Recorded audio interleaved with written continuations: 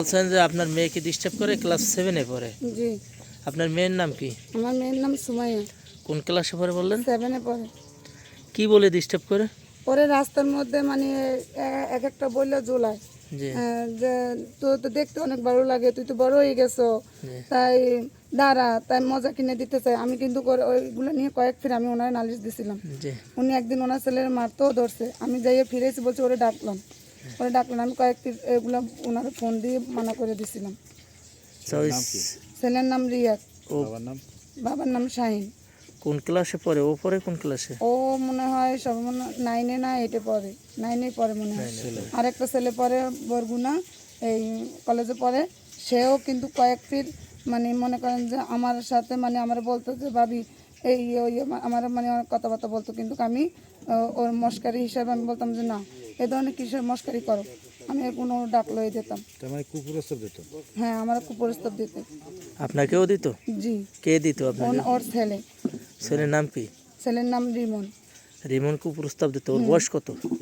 বয়স ওর 20 হবে মনে হয় পরে। আচ্ছা, এইটা কতদিন আগের ঘটনা? ও দিয়েছিল আরো প্রায় 5-6 মাস আগে। এখনো তাই? এখন আর আমার প্রস্তাব দেয় না, তবে কিন্তু কালকে ও ছিল এখানে আমার বাড়ির সামনে গুড়গুড় করছিল। আর এই বাড়ির মুসা, ওই যে এই মাহবুবের ছেলে মুসা, ও ছিল।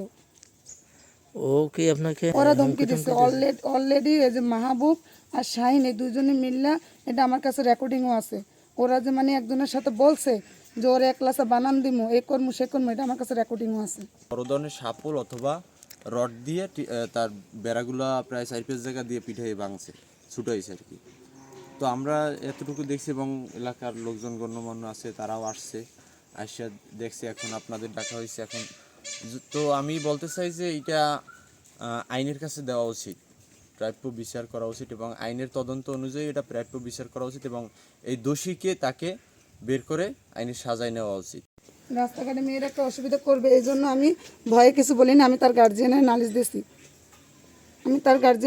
দিছি। তা আপনার স্বামী থাকে কোথায়? আমার স্বামী ইটালি থাকে। ইটালি থেকে। আচ্ছা, ওই আপনি যে নালিশ দিয়েছেন গার্জিয়ানটা, ওরা কি বললো আপনাকে? নালিশ করার পরে কি বলছে? ও নালিশ দেওয়ার পরে বলছে আমি ডাকলোই দিছি, আমি ওরে মারমু, আমি ওরে মানা করে দিছি, এরকম বলছে। আর একবার আমার ফোন দিয়ে নিয়ে যাওয়ার পরে পাইপ দিয়ে ওনার ছেলের মারতে লইছে। আমি ফিরেছি, আমি তো মারামারি করেন না, ওরে বুঝান। আমি ওই ছেলের বুঝাইছি যে তুইও ওর চাচা, কিসের জন্য। আমি চাই সুস্থ বিচার। আমি কিভাবে নিরাপত্তাভাবে আমার এখানে আমি থাকতে চাই, আমি নিরাপত্তাভাবে থাকতে চাই। আমি কেউ কোনো ক্ষতি করি না। আমার কিসের জন্য? কালকে রাত্রে তো আমার মার্ডার করার জন্য উঠে পুড়ে লাগছিল উনি। শুধু কোপাইছে না কোনো কিছু বলছে? না, কোনো কথা বলে নাই, কোপাইছে। এখন ওনারা ওই সাংবাদিকদের ডাকছে এই জন্য যে এই রাত্রে বা আগের রাত্রে ওনার ঘরে স্বামী বিদেশ থাকে, ঘরে কোনো পুরুষ ছিল না। আপনার ছেলেরা রাতের আধারে তাদের ঘরবাড়ি কোপাইছে। ওনারা ভীতি সন্ত্রস্ত অবস্থায় আছে। এর আগে হুমকি দেওয়া হয়েছে, ইফটিজিং ঘটাইতেছে। না, কোনো কিছু তাকে হুমকি দেওয়া হয় নাই। তাকে কিনা সে আমাকে ফোন করে ওইটা বলছে। তারপর আমার কয়ে, এরপরে ফোনে অনেক গালিগালাজ করছে। ওর স্বাস্থ্য ভাই রাজু আমার ফোন দিয়ে বলে যে কাকু এই এবং গাছ আর হেডার মধ্যে ভরিয়ে দেবে।